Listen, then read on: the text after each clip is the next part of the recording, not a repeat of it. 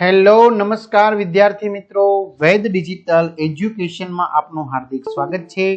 વિદ્યાર્થી મિત્રો, આજે આપણે ધોરણ 8 વિષય ગુજરાતી પાઠ નંબર 8 ઘર જેનું સ્વાધ્યાય સોલ્યુશનની સરસ મજાની સમજૂતી જોવાના છીએ. તો ખાસ વિદ્યાર્થી મિત્રો, ચેનલમાં નવા હોય તો ચેનલ સબસ્ક્રાઇબ કરો, બાજુમાં આવેલા બેલ આઇકનને પ્રેસ કરો જેથી તમને અવનવા વિડીયોની માહિતી નોટિફિકેશન મળી શકે. વિડીયો લાઈક કરો, તમારા મિત્રો દોસ્તોને શેર કરો. તો આપણે પાઠ નંબર જોવાના છીએ 8. એમનું નામ છે ઘર જેમનું સ્વાધ્યાય સોલ્યુશન. તો પ્રશ્ન 1 છે વાતચીત. પેલું ઘર પાઠ વાંચતી વખતે તમને તમારા ઘર વિશે શું યાદ આવ્યું? તો ઘર પાઠ વાંચતી વખતે મને પણ અમારા ગામમાં રહેલું ઘર યાદ આવી ગયું. મારા દાદા કહે છે કે તે ઘર તેમના પપ્પાએ એટલે કે મારા પપ્પાના દાદાએ બંધાવેલું હતું. તે ઘરમાં મારા દાદાના 4 ભાઈ બહેન તથા મારા પપ્પાના 5 ભાઈ બહેનના બધા પ્રસંગો થયા હતા. હું દર ઉનાળામાં વેકેશનમાં તે ઘરે રહેવા જાઉં છું. મને ત્યાં રહેવાની ખૂબ મજા આવે છે. મને ઘણીવાર તે ઘર યાદ આવે ત્યારે મારા મમ્મી પપ્પાને ત્યાં લઈ જવા માટે કહું છું. હવે ઘણા બધા વિદ્યાર્થી મિત્રોની કમેન્ટ આવે છે કે સર અમારે હજી કોઈ વિષયમાં ડાઉટ છે, કોઈ વિષયના વિડીયો જોવા છે, કોઈ પાઠમાં તકલીફ છે, પરીક્ષા નજીક આવી રહી છે, તો આનું સોલ્યુશન શું? તો ભાઈ દરેક વિષયના વિડીયો તમને મળી જશે, ફ્રીમાં મળશે. પરીક્ષા માટે ઉપયોગી પેપર સેટ આપણે તૈયાર કરેલા છે, સરસ મજાના, જે સારી એવી ટકાવારી તમને મેળવવામાં મદદરૂપ થશે. હા, પ્રેક્ટિસ પેપર પણ છે વિદ્યાર્થી મિત્રો, અને સોલ્યુશન પેપર પણ છે. બંને પેપર તમને સાથે મળી જશે. પછી પહેલા તમારે પ્રેક્ટિસ કરવાની, પછી સોલ્યુશન જોઈ લેવાનું. તો આ બધું આપણી વેદ ડિજિટલ એજ્યુકેશન નામની એપ્લિકેશનમાંથી મળશે, જેમાં 3 થી 12 ધોરણના તમામ વિષયના વિડીયો લેક્ચર, સ્વાધ્યાય અભ્યાસની સમજૂતીના વિડીયો, પરીક્ષા માટે ઉપયોગી મટીરિયલ, પેપરો, સ્વાધ્યાય પોથી વગેરે. તો ગૂગલ પ્લે સ્ટોર કે જ્યાંથી ગેમ ડાઉનલોડ કરો છો તો ત્યાં જઈને વેદ ડિજિટલ એજ્યુકેશન નામની એપ્લિકેશન ડાઉનલોડ કરો. ઓપન કરશો એટલે આ પેજ ખુલે, એમાં તમારા પોતાના મોબાઈલ નંબર નાખો, સેન્ડ ઓટીપી કરો. 4 આંકડાનો ઓટીપી નાખશો એટલે પેડ કોર્સમાં તમારા ધોરણમાં જઈ તમે બધા પ્લાન મેળવી શકશો. પીડીએફ બધી, એક્ઝામ પેપરમાં પેપરો, 3 થી 12માં 3 થી 12 ધોરણના વિડીયો, તમારું ધોરણ પસંદ કરી વિષય પ્રમાણે પાઠવાઇઝ વિડીયો જોઈ શકો. જેમાં ડાઉટ છે એ ક્લિયર કરી શકશો. બીજું, પાઠ વાંચતી વખતે તમે દુઃખની લાગણી અનુભવી ક્યારે? તો વિદ્યાર્થી મિત્રો વિડીયો પોઝ કરીને જવાબ લખી શકશો, નહીતર આ બહુ બધો વિડીયો મોટો છે. તમારા ગામડે વતનમાં તમારું ઘર છે, ચલો એમના વિશે તમારે શું કરવાનું છે? કહેવાનું છે. 4, તમારે કોઈ આવું જૂનું ઘર હોય તો તમે શું કરો? વિડીયો પોઝ કરીને તમે લખી શકો છો. છેલ્લે, ઘર વેચવા બાબતે લેવાયેલો નિર્ણય તમને ગમ્યો કેમ કે નથી ગમ્યો? ચાલો આગળ. પ્રશ્ન 2, શબ્દ સમૂહની જગ્યાએ કૌંસમાંથી ખાલી જગ્યામાં શબ્દ શોધીને લખવાનું છે.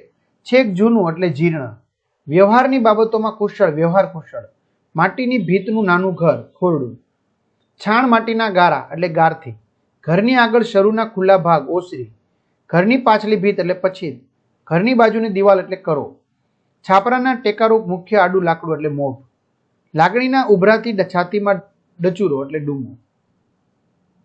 પ્રશ્ન 3, રેખાંકિત શબ્દો માટે લાગુ પડતો રૂઢિપ્રયોગ મૂકી ફકરો ફરીથી લખો. જેમ કે શૂળ ભોંકાતું હોય તેવું દર્દ ઉપડ્યું એટલે શૂળ ઉપડ્યું, કશું જ બોલી ન શકી એટલે અબોલ રહી, દશા સમજાઈ ગઈ, દશા ફરી ગઈ. પછી દિવસો પસાર કરવા એટલે દિવસો કાઢવાના, સારું નહોતું લાગતું, અકારું લાગતું, રાહ જોઈ, ધીરજ ધરી, દુઃખ હળવું થયું, રાહત થઈ. ચલો, ઉપરોક્ત રૂઢિપ્રયોગનો ઉપયોગ કરી ફરીથી એક ફકરો બનાવો જેમાં બધા ઉપરના રૂઢિપ્રયોગ આવી ગયા. છોડવું પડ્યું, અબોલ, એની દશા ફરી ગઈ, દિવસ કાઢવાના, અકારું લાગતું, ધીરજ ધરી, રાહત થઈ. પણ એ નામ આપણે બદલી નાખ્યું છે. પ્રશ્ન 5, આપેલા વાક્ય કોણ બોલી શકે છે તે પાઠના આધારે લખો. બાજુ તમે સંમતિ આપો તો ગામડાનું ઘર હવે કાઢી નાખીએ, દીકરો અથવા સંતાન. તમે બધા આવ્યા ને હું ગાજતું ગુંજતું થઈ ગયું ઘર. ઘણા દિવસો પછી આવ્યા ને હવે આમ બા. એક સમયે અમે ઢોર ઢાખરથી ભરી ભરી રહેતી ગમાણ, હવે વધારે દિવસ જીવી શકીશ નહીં બા. આ ઘર કાઢવા તે જ હા કહ્યું હતું ને લેખક. જ્યારે વેચાણ આપીશું ત્યારે આ ઘર તમને જ મળશે નાનો ભાઈ. પ્રશ્ન 6, આપેલી બાબત માટે લેખકને પોતાના ઘરને લગતા કયા સંસ્મરણો સાંભળે છે તે લખો. ઘર બનાવવું, બરાબર, તો ઘર બનાવવા માટેના કયા કયા સંસ્મરણ છે એ લખવાના. ઘરનો ઓરડો, એમાં કયા કયા સંસ્મરણ છે લખવાના. આંગણું, બરાબર, આંગણોમાં કયા કયા સંસ્મરણો છે તે વિડીયો પોઝ કરીને લખી શકો છો. ઓસરી, ઓસરી વિશે લખવાનું છે. આગળ. પ્રશ્ન 7, લેખકને ઘર વેચવા બાબતે મનોમન કેટલાક પ્રશ્નો થયા કરે છે. આવા પ્રશ્નો તારવો, કહો અને લખો. તો શા માટે બાપ દાદાનું ઘર કાઢી નાખવું? બધું બદલાઈ ગયું છે છતાં શા માટે અમારું એ ઘર વેચી નાખવું? મકાન પૈસાથી ખરીદી શકાય, બાંધી શકાય, પૈસા લઈ વેચી શકાય, પણ ઘર, આ ઘરમાં હું જન્મેલો, મારા સંતાનો પણ હવે. બરાબર. આગળ, તમારા મિત્રના ઘર વિશે માહિતી મેળવવા નીચે આપેલ પ્રશ્ન સૂચક શબ્દનો ઉપયોગ કરી પ્રશ્ન બનાવો. જોડીમાં કામ. શું તમારા ઘરમાં શું શું છે? તમારા ઘરમાં કોણ કોણ રહે છે? તમારું ઘર ક્યાં આવેલું છે? તમારું ઘર ક્યારે બનાવવામાં આવ્યું છે? તમે ઘરને કેવી રીતે સુંદર સજાવેલું છે? તમે આ ઘર કેમ પસંદ કર્યું? આ ઘર કેટલું મોટું કે નાનું છે? પ્રશ્ન 9, ઘરના ઓરડામાં ગયો મારા સંતાનો પણ હવે. આ ફકરો વાંચો. એમાં આપેલા ઓરડાના વર્ણનના આધારે ઓરડાનું ચિત્ર દોરો. તો મિત્રો, એમ એક ગામડાનું અને એક ઓરડાનું રસોઈ ઘરનું ચિત્ર મૂક્યું છે. બરાબર. તમારે દોરવાનું છે. આ એકમના લેખકે ઘર વિશે અનુભવેલ અનુભૂતિ એકોકિત એટલે કે પાત્ર અભિનય દ્વારા રજૂ કરો. તો એકોકિત, તો અહીંયા સુધીનું લઈ લેવાનું છે. બરાબર. ઘર બંધાતું હતું ત્યારે એમના સાક્ષી ભાવે, બરાબર, સ્મૃતિમાં, આંગણું જોતા, સ્વગત પોતે બેઠેલા હતા તે ઊભા થઈને, બરાબર, વિડીયો પોઝ કરીને લખતું જવાનું. બરાબર. અહીંયા સુધીનું વ્યવસ્થિત લખી નાખવાનું. ત્યાર પછી પ્રશ્ન 11, પ્રશ્નોના ઉત્તર લખો. પહેલું, લેખકને ગામડાના ઘરનું આકર્ષણ શા કારણે રહ્યું નહોતું? લેખકના મનમાં ક્યારે વ્યથા જાગી અને કેમ? વિડીયો પોઝ કરીને લખી શકો છો. ઘર છો રહેતું એવું લેખકને સાથી થવા માંડ્યું. ભલે ઘર રહેતું, ઘણા વખતનું બંધ ઘર સાથે ખુલ્યું. બરાબર. લેખક એમના પરિવાર સાથે ગયા ત્યારે લેખકના ગળે ડૂમો ભરાવા જેવું સાથી થઈ ગયું. ઘર ના કાઢશો એવું બાએ સાથી કહ્યું. ભાઈ હમણાં ખમી જાઓ એવું નાના ભાઈએ કોને કહ્યું અને સાથી કહ્યું. ચલો, અહીં આપેલા પદોનો ઉપયોગ કરી એક એક વાક્ય બનાવો. છોકરાઓ લડવું. છોકરાઓ રમતા રમતા લડે છે. રમેશ ઘર. રમેશનું ઘર મોટું છે. દફતર ચોપડી. મારા દફતરમાં ચોપડી છે. જો. અનુપ સાયકલ ચલાવે છે. છોકરો દાખલો. છોકરો અઘરો દાખલો ગણે છે. અમદાવાદ શહેર જોવાલાયક છે. તો મિત્રો એમ કે છે કે તમારી શાળાના વર્ગના વિદ્યાર્થીનું જોવો તો રમેશ અને ઘર બધામાં આવશે, પણ છતાં એના વાક્ય અલગ અલગ છે. બરાબર. તો આવી રીતે તમને ઘણા બધા વાક્યો છે એ મળી જતા હોય છે. નીચે આપેલ વાક્યો જુદા પાડી બબે વાક્ય લખો. છોકરાનો જવાબ સાચો હતો છતાં એને સુધારો કર્યો. તો જવાબ છે, છોકરાનો જવાબ સાચો હતો, છોકરાએ જવાબ સુધાર્યો. અહીંયા છતાં સંયોજક છે. પેલું, ઘર નાનું પડતું હતું તેથી મોટું ઘર ખરીદવાનો વિચાર કર્યો. સાયકલ ખૂબ જ જૂની હતી, તે વારંવાર સાયકલ બગડી જતી હતી. ગામમાં સાયકલ ચલાવવી મુશ્કેલ હતી કેમ કે ત્યાંના રસ્તા ધૂળિયા હતા.